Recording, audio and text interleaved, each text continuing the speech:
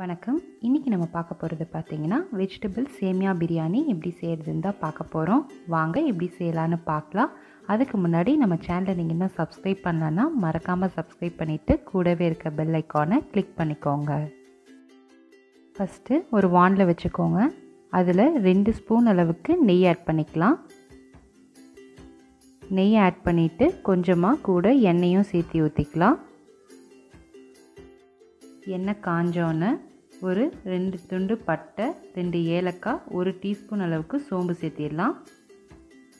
இது எல்லாமே நல்லா பொரிஞ்சோன்னு ஒரு பெரிய வெங்காயம் நல்லா கட் பண்ணி சேர்த்திக்கோங்க. கூடவே 2 பச்சை மிளகாய் கீரி போட்டுக்கோங்க. வெங்காயத்தை நல்லா வதக்கி விட்டுறலாம்.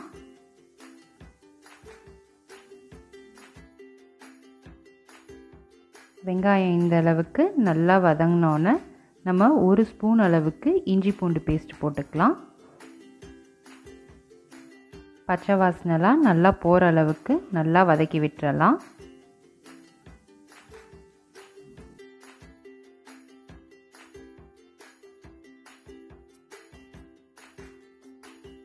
நல்லா வதக்கினோன்னு நம்ம கொஞ்சம் கேரட், பீன்ஸ் எல்லாத்தையும் நல்லா சின்னதாக பொடியாக நறுக்கி கூட சேர்த்திடலாம். கூடவே கொஞ்சம் பச்சை பட்டாணி இருந்தாலும் நம்ம சேர்த்திடலாம். கொஞ்சம் கொத்தமல்லி, இது எல்லாத்தையும் சேர்த்தி நம்ம எல்லாத்தையும் வதக்கி விட்டுறலாம்.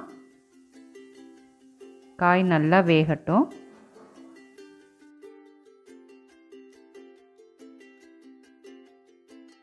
காய் ஓரளவுக்கு நல்லா வதங்கினோன்னு நம்ம தேவையான அளவு உப்பு சேர்த்திடலாம்.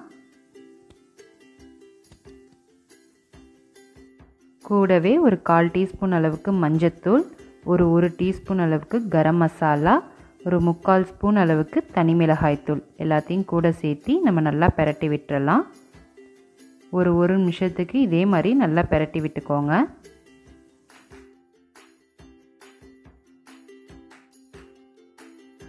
நல்லா பெரட்டிட்டு நம்ம தேவையான அளவு தண்ணி ஊற்றிக்கலாம். நான் 300 கிராம் அளவுக்கு சேமியா சேர்த்த போகிறேன். அதுக்கு ஒரு 1/2 லிட்டர் அளவுக்கு தண்ணி ஊற்றியிருக்கேன். இதை அப்படியே நல்லா உப்பெல்லாம் கரெக்டாக இருக்கான்னு பார்த்துட்டு கொஞ்சம் நேரம் கொதிக்க விட்டுறலாம். நல்லா கொதி வந்தோன்னே நம்ம 300 கிராம் அளவுக்கு சேமியாவை கூட சேர்த்திடலாம். சேர்த்திட்டு எல்லாத்தையும் நல்லா கலந்து விட்டுக்கோங்க. நல்லா மசாலாலாம் எல்லாத்துலேயும் நல்லா படுற மாதிரி நல்லா பெரட்டி விட்டுக்கோங்க.